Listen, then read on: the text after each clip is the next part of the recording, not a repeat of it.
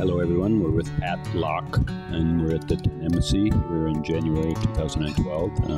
It's a very enlightening experience. We're finding out so much about how people live together and how people struggle to live together. And so, Pat, you've been around quite some time. Are you helping organize this, or what's actually? Yes, I've been coming back and forwards to the embassy over the last 40 years, at different occasions, different events. Been involved in a number of other issues in regards to activist, if you want to call them activist situations, with other issues relating to Aboriginal people, the fishing rights and the water rights. Been involved with the land rights stuff. So I've had a pretty long record. So the embassy is only one avenue. I mean, there's so many ways that you can really be involved and let your voice count, even if it counts a little. Some voice is better than no voice. Well, yes, the embassy is the only real core area that we have where we can come and really voice our dissatisfaction would be the word. But also we need to be very vigilant on how we approach the issues. As a Ngunnawal man, and I'm a Ngunnawal man of this country, the embassy's on my land, and the incidents of the last couple of days, I would like to say that I'm embarrassed by them because our people were not included. I've tried to form a National Elders Council for some time to give some guidance to our young people and our middle-aged people, and particularly to our legal network of people, so that it comes under the guidance of our traditional people, traditional ways. I myself am the chairperson of an Elders Council. I've been a long-standing chairperson now for something like 15 years. At that council, we bring together every year around 2,000 Aboriginal elders.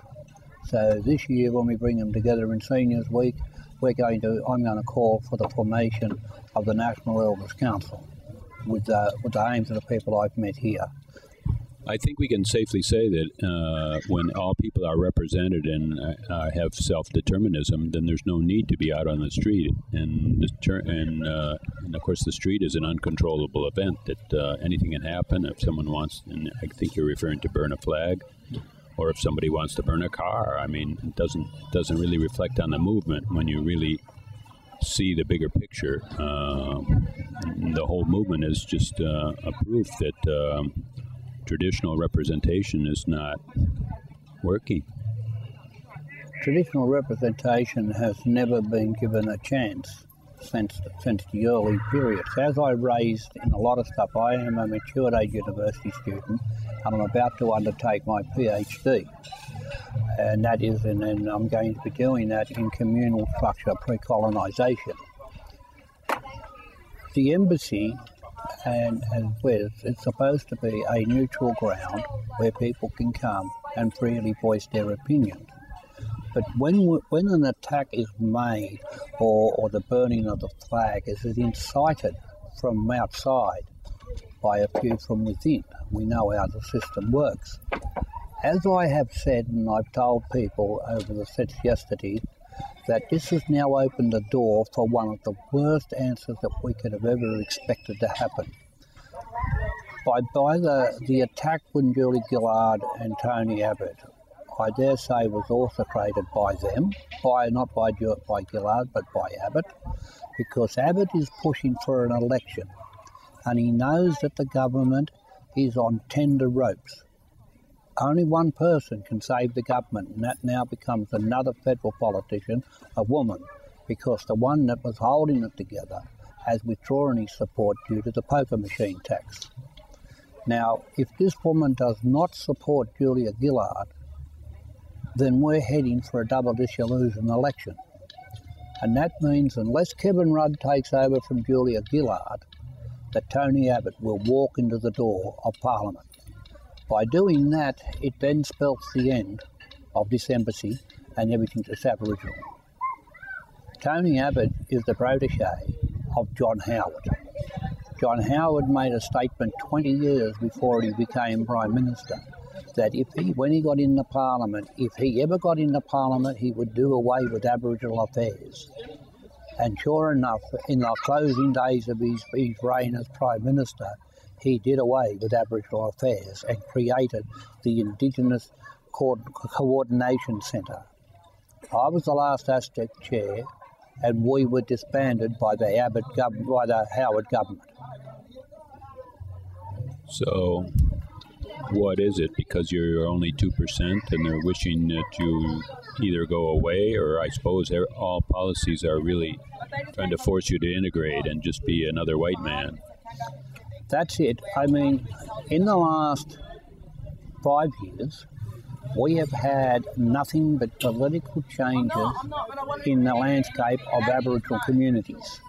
And just recently, one of the biggest changes in the landscape was the English issue and educational issues in the Northern Territory, where it has now been stated and where it has been run that English will be taught in the first 4 hours of any one school day. They moved in on that to do away with a program that the Liberal government wanted to disband, called the Bilingual program, which was working quite well, quite successfully in the Northern Territory as a training educational program. So this is the same process. People are under a disillusion on the referendum. The referendum was not about equal rights. It was not about making us citizens. It was not about giving us voting rights, because we had voting rights in 62.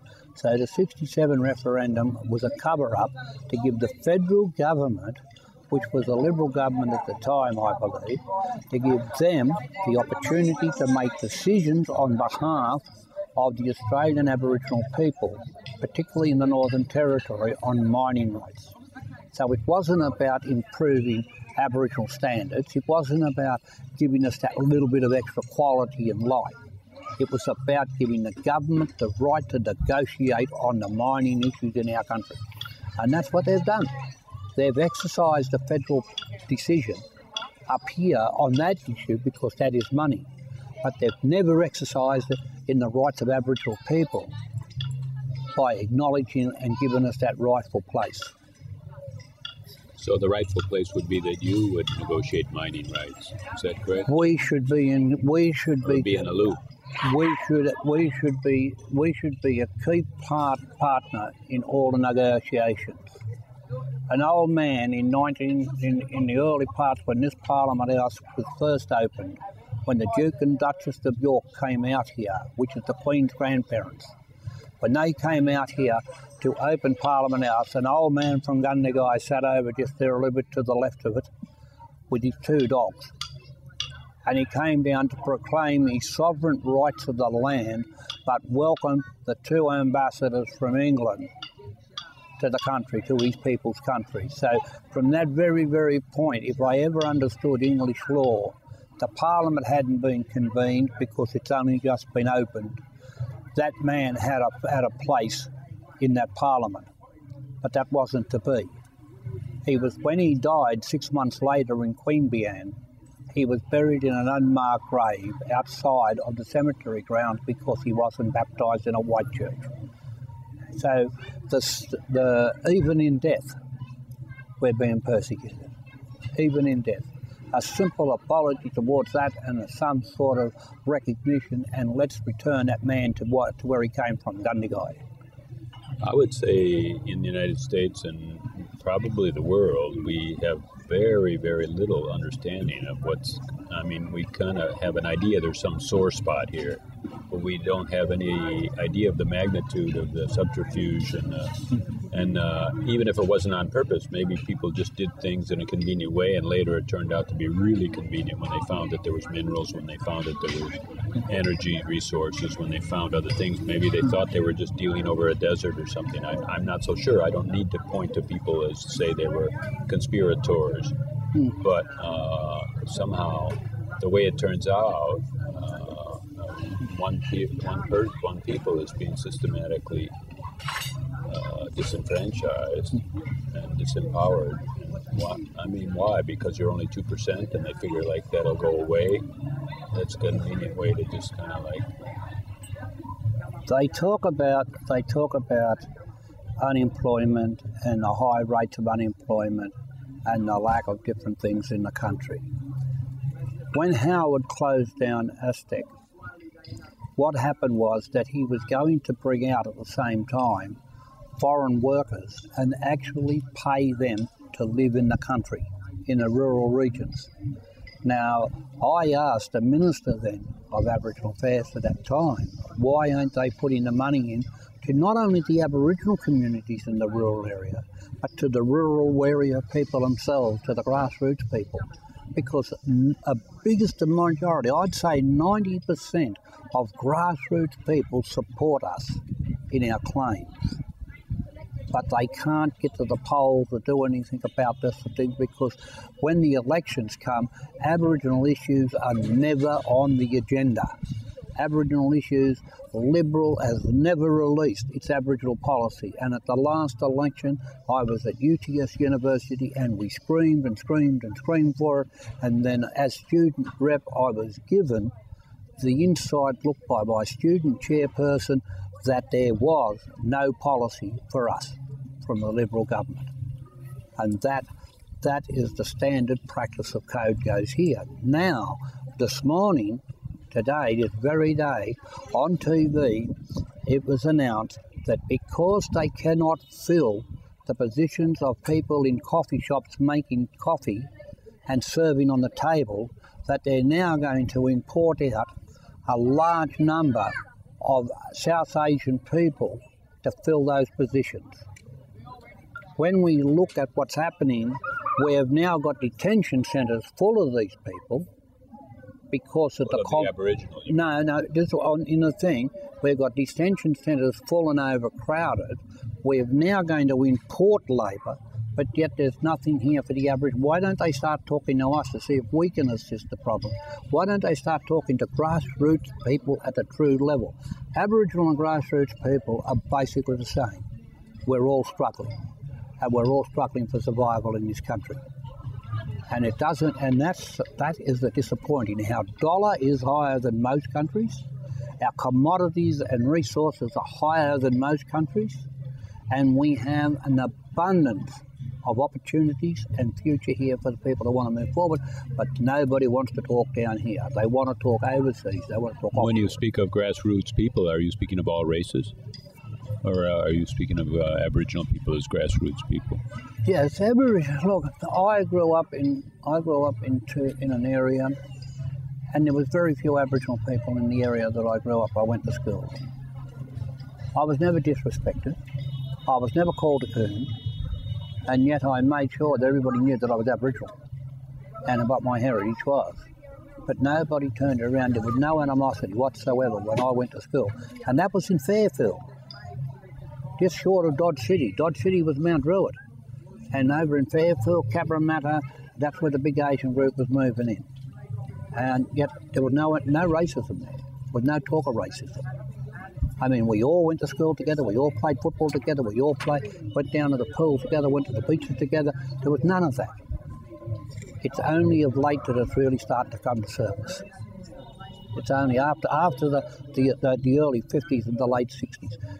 The fact goes to show that people don't understand the history until it was released on the internet. In 1972, the very year that this embassy was founded, it became illegal to ban Aboriginal kids in school on the say-so of a white parent. So in 1972, if you did not want my child in your classroom or anywhere in the school with you, you just had to simply write a letter to the minister, to the headmaster or headmistress, and that was it. That kid was out of school. That was in 1972. Isn't that a disgrace? That's quite amazing. Hey? It's quite amazing. It is. That's facts of life. I mean, people... Today we're confused, our leaders are confused because they don't know whether they're going to go under the Westminster structure or under the cultural structure. They don't know whether there's an Australian structure. You follow what I mean? They don't really look at the full dynamics of what they want to put together. And that's why I'm calling for a national elders group, because I know the dynamics. The elders will come together themselves. And these young people are going to have to listen to us because that's going to happen. It's the only way we're going to save ourselves. So in some way I hear you saying that because of the way governments in this modern age negotiate, you have to have a united front.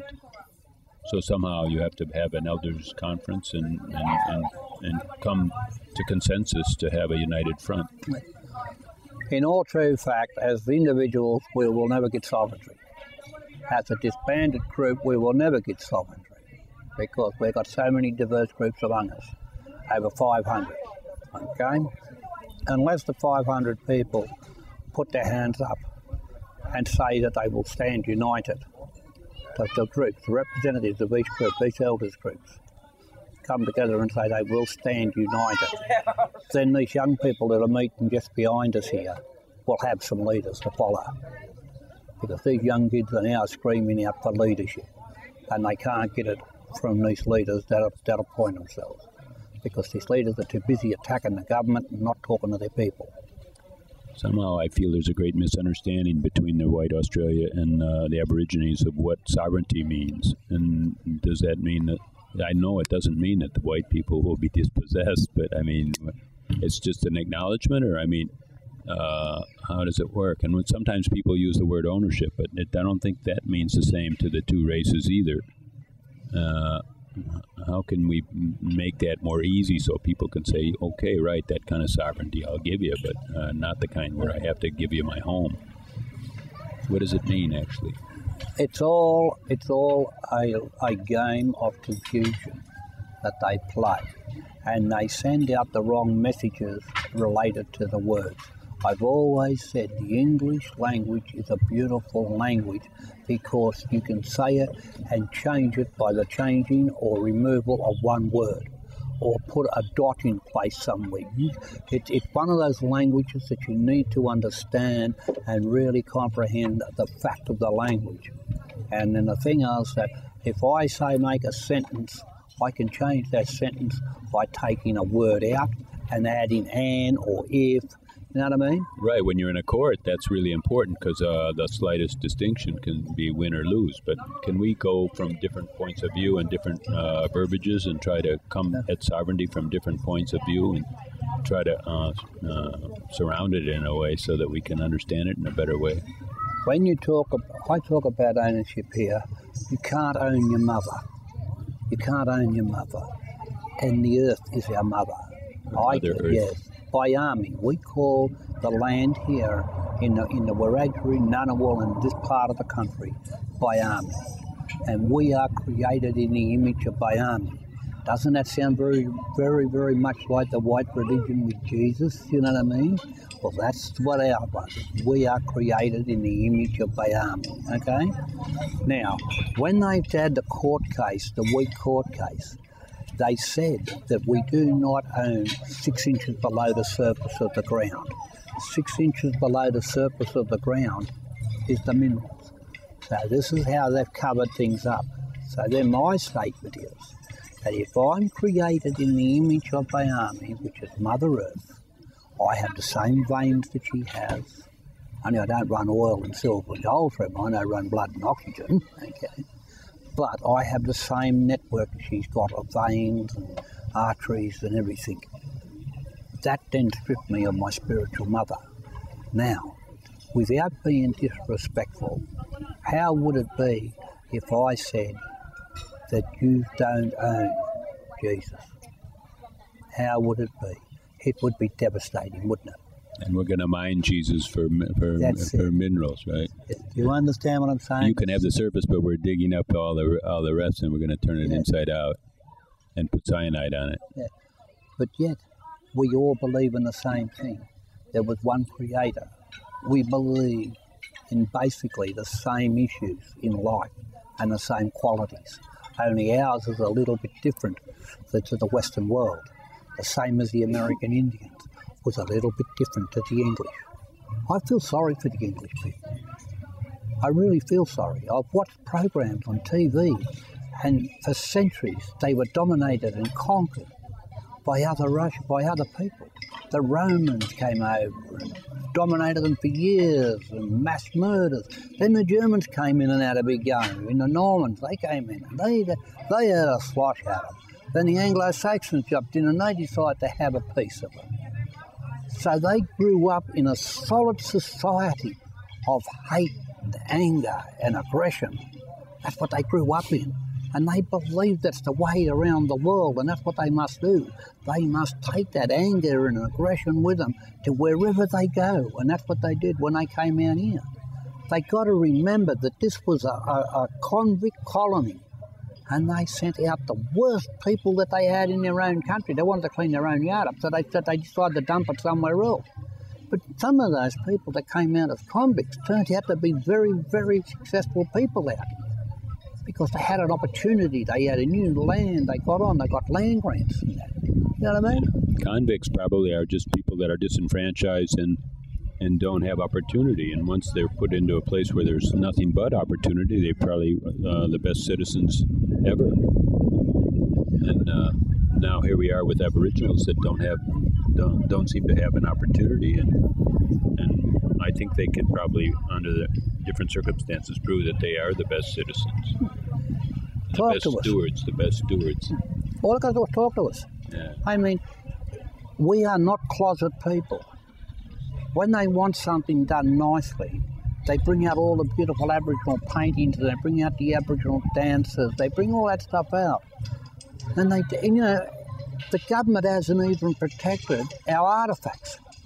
We're getting boomerangs and didgeridoo sent out here made in China.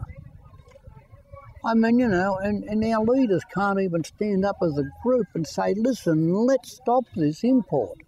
Let's stop this black market trade on our people. I went down Sydney there one day, and I went into the markets just down from the university, and I bought a cooking glove, one of them mitts you put on your hands, and it's got green in there. We do not have green ochre, but yet this is what they call Aboriginal art. But yet they put green in. That's supposed to be an ochre. They're insulting and intimidating our stuff. Let's just go back a little bit. There's enough money there if the government supported us. We could be a massive tourist attraction for people. There's plenty here for everybody. All they got to do is just sit down and talk to us. That's what I'm finding out in just 4 days, that this is the real jewel of a continent, and let's learn to appreciate it. Yeah. I so thank you for your input, and I so wish you well in getting this message out, and I promise to participate in every way that I can. Yep. So thank you. No, I thank you, and thanks to your listeners.